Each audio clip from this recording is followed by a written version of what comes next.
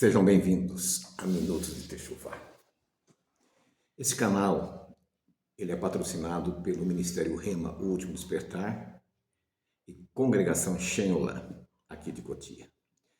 Hoje nós vamos falar sobre um tema polêmico, mas de simples e fácil compreensão. Nós vamos falar sobre a grande profecia das 2.300 tardes e manhãs. Essa profecia ela foi muito mal interpretada desde o século XVIII. No século XVIII, um padre de origem chilena, chamado Manuel Lacunza, ou Immanuel Lacunza.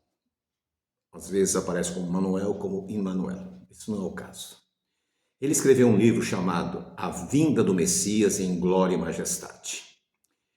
E esse livro ele se espalhou, por todas as religiões, inclusive entre os protestantes. Mesmo sendo um livro católico, ele influenciou os protestantes. E um pastor batista, nos Estados Unidos, chamado Guilherme Miller, leu aquele livro e ficou entusiasmado. Por que ele ficou entusiasmado? Porque estava no final do século XVIII, entrando no século XIX. Até o século XVIII, o mundo era movido pela força dos animais, dos cavalos, e pela força do vento nos barcos. Naquele momento, inventaram o trem a vapor. Posteriormente, inventaram a energia à base de gás, ou querosene. As cidades que eram escuras passaram a ter luminosidade. Começou-se a industrialização, e a indústria começou a dar empregos para aqueles que viviam no trabalho da roça, das fazendas. O mundo começou a se transformar e tudo aquilo fez com que as pessoas acreditassem que estavam vivendo numa época do fim do mundo. Isso é comum, né? Desde que o mundo é mundo, sempre quando há mudanças, as pessoas acabam acreditando o fim chegou. Porém, o padre Manuel Lacunza, ele interpretou erroneamente a profecia. A profecia está relatada em Daniel, capítulo 8, versículo 14. E ali diz assim: até 2.300 tardes e manhãs, e o santuário será purificado. Note a palavra, purificado. Muito bem. O que aconteceu? Daniel teve a visão. Eu sugiro que você leia o capítulo 8. E ele ficou intrigado com aquela situação. Até quando aquela profanação, aquela abominação no templo em Jerusalém iria permanecer? Note que não era a época em que ele vivia. Seria muito tempo depois. Ele viveu no período dos babilônios e dos persas. Essa profecia iria acontecer na época dos gregos. Ele estava no período de 538 a.C. e essa profecia iria acontecer por volta de 164, quase 4 séculos depois. Mas continuemos. E ali diz, e o santuário será purificado. Pronto.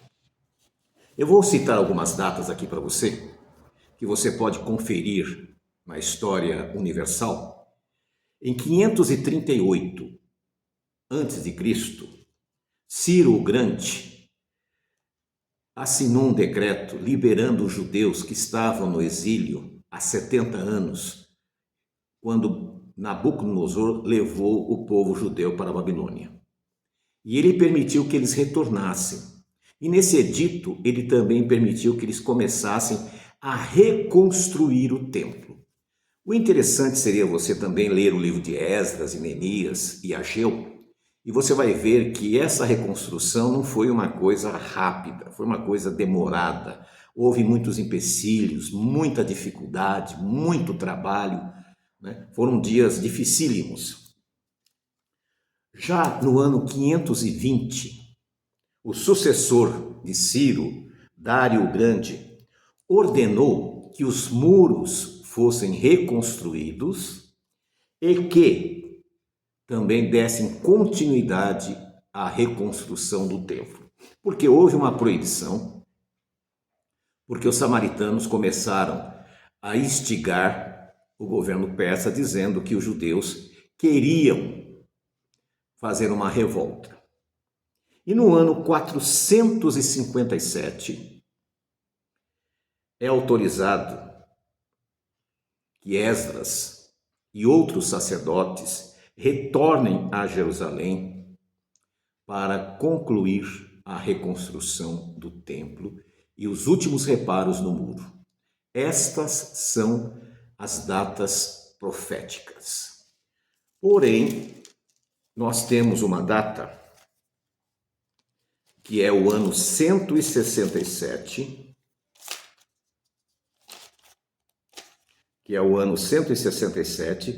a 164. Anote aí, a data é de 167 a 164. Essa data se refere a um período de 1150 dias que o perverso grego, não é persa, já estava no período grego, o perverso Antíoco IV Epifanes emitiu um decreto proibindo que os judeus praticassem as leis da Torá. Proibiu a guarda do sábado, proibiu que eles não comessem mais, proibiu a guarda do sábado, fez com que eles comessem carne de porco, construiu ao lado do templo um ginásio. Nesse ginásio esportivo, um pouco diferente do que nós temos hoje, ali se praticava os esportes, os homens e as mulheres nus, né? E havia ali uma adoração aos deuses pagãos, a escultura corporal. O grego tinha muito na questão física. Como os judeus tinham a circuncisão, havia uma diferença entre o prepúcio dos judeus e dos gregos, e eram vítimas de zombarias. E ali foi então que, nesses 1150 dias, houve um grande e terrível momento para Israel. O templo estava reconstruído.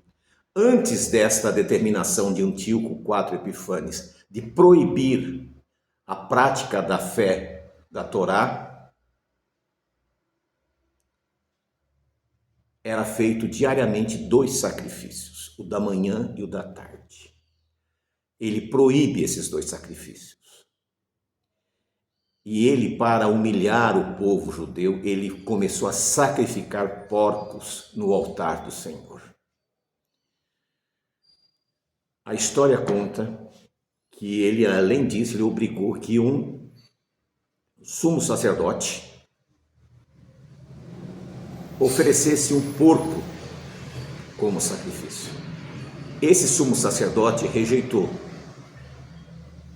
Quando ele rejeitou, esse sumo sacerdote chamava-se Matatiahu, da família dos Asmoneus. Ele era um levita, um sumo sacerdote. Um jovem sacerdote, para evitar que eles matassem Matatiahu, foi e sacrificou o porco. Matatiahu, sem pensar 2 vezes, matou esse jovem, porque ele havia profanado o templo. E a partir daí, então, os filhos de Matatiahu, para impedir que os gregos matassem o seu pai, mataram aqueles soldados e começou uma guerra entre sacerdotes que não eram homens de guerra, sacerdotes que eram homens simples do campo, pegaram em armas e lutaram contra os gregos. Milagrosamente, eles conseguiram expulsar os gregos no final dos 1150 dias. E nesse último dia, no final dos 1150 dias, que os gregos foram derrotados e expulsos, Judas, também conhecido como Judas Martelo ou Judas Macabeus, o que ele fez? Ele instituiu o novo sacerdócio. Seria conhecido como sacerdócio asmoneu, e também o sacerdote seria rei em Israel. E aí inicia a saga da família Asmoneus. Eles eram descendentes de um levita chamado Asmon. Essa é a história dos 1150 dias, que é a profecia das 2300 tardes e manhãs. Lembre-se, a profecia dizia purificação. E nesse dia, quando concluiu os 1150 dias, foi purificado o santuário. Eles purificaram, a Bíblia não relata, mas com certeza foi sacrificado uma novilha vermelha, com as suas cinzas colocado na água e purificado o santuário. Voltando agora para a interpretação de Padre Manuel Lacunza. Ele pega essa data, 164, adiciona 2300 anos, porque ele se confundiu com uns salmos que diz para um dia por um ano, e fez uma conta de chegada, e ele chegou por volta de 1843, 44. Como estava vivendo uma época de transformação, foi fácil que as pessoas acreditassem no que estava acontecendo.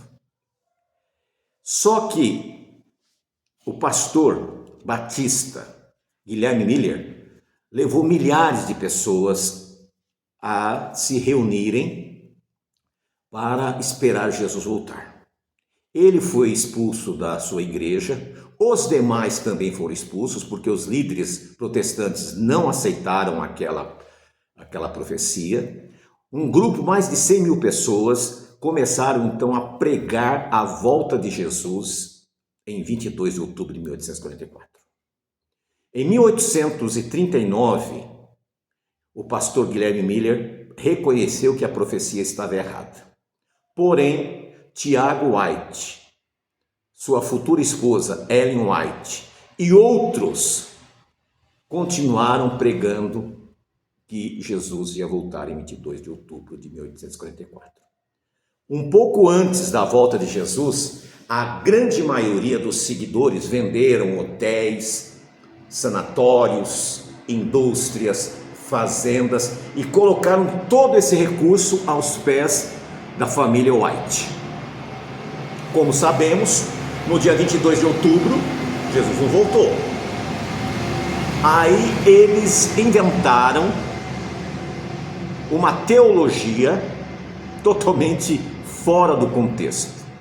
Diz que Irã Edson, ao sair depois da meia-noite do dia 22 de outubro de 1944, ao atravessar o milharal, ele tropeçou e quando ele ia caindo, ele olhou para cima e ele viu o céu aberto e ele viu Jesus passando do santo para o santíssimo. Porém, quando você vai para o livro de Hebreus, lá é claro, diz que após a ressurreição, quando Jesus subiu ao céu, ele entrou uma única vez no Santo dos Santos. Ele não ficou 1844 anos sentado no santo esperando chegar 1844. É uma fantasia que chega a ser infantil.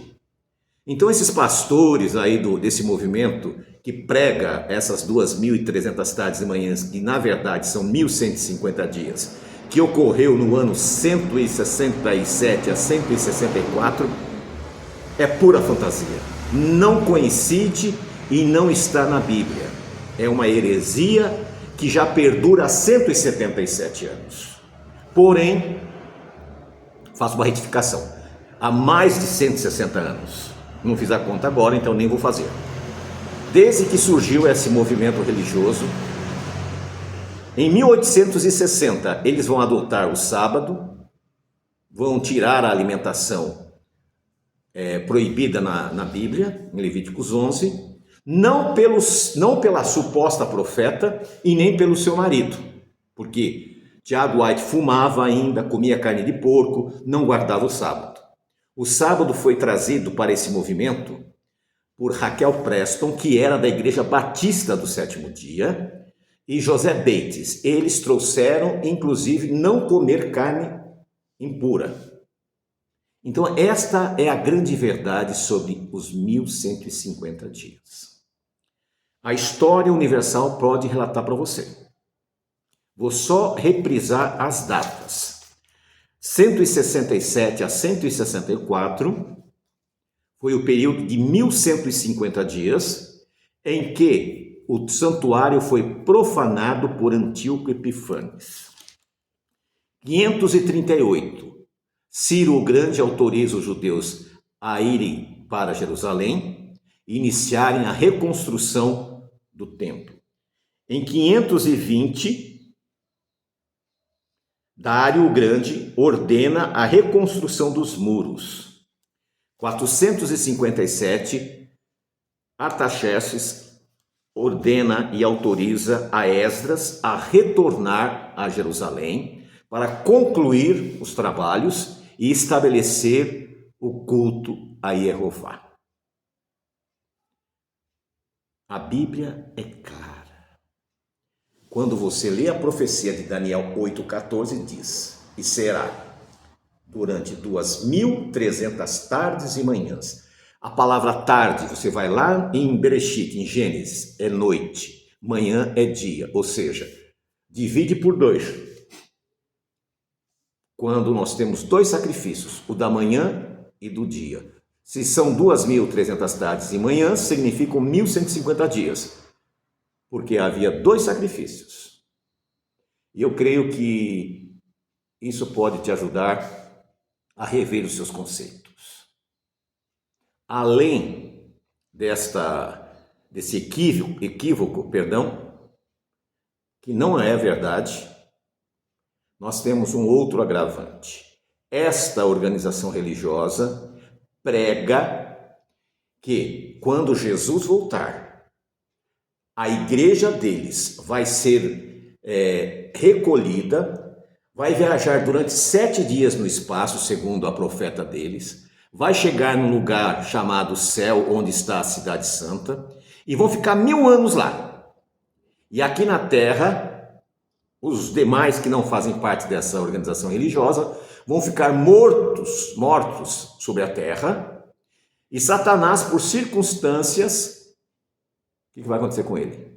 Satanás, por circunstância, vai ficar preso. Totalmente equivocado. Não existe um versículo na Bíblia que diz que nós iremos morar em algum lugar do espaço. A Bíblia diz em Salmos 37, e os mansos herdarão a terra e se deleitarão nela. A terra foi dada aos filhos dos homens.